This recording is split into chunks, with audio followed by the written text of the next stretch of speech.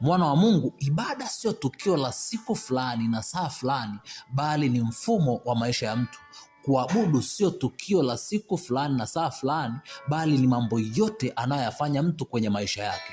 Kuabudu ni kupenda, ni kutii, ni kuheshimu, ni kunyenyekea, ni kutumikia. Hivyo mtu anavyosema namwabudu Mungu, maana yake namtii Mungu, namheshimu, nampenda, namnyenyekea na namtumikia. Sasa watu wengi kwa kutokujua hili wana sura mbili. Ni watu ambao wana siku ya ibada, ambao siku hiyo wana lugha ya kiibada, wana mavazi yanayofanana na ibada, lakini baada ya hapo wanafanana na wapagani. Nisikilize mtu wa Mungu, kumwabudu Mungu ni kumtii, ni kumheshimu, ni kumpenda, ni kumnyenyekea, ni kumtumikia, na hivyo vyote havina siku wala saa, bali ni maisha yako yote. Mwana wa Mungu, mtii Mungu, mheshimu Mungu, mpende Mungu, mtumikie Mungu. Hayo ni maisha yako yote yanayofanyika ibada kwake.